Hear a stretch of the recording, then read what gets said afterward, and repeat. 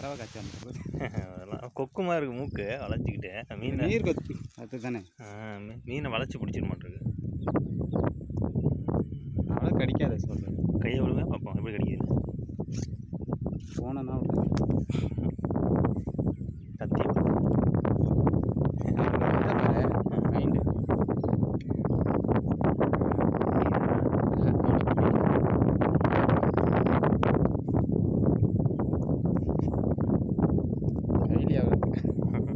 கட்டுங்க.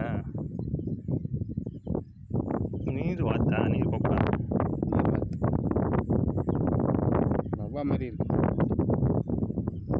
கால் தான் வவ்வா கால் மாதிரி 4 கால் தான் இருக்க மாட்டேங்குது விரல். 4 விரல்கள் இதில் 4 விரல்கள். விட்டுலாமா? விட்டுலாமா என்ன வச்சிருக்கோம்.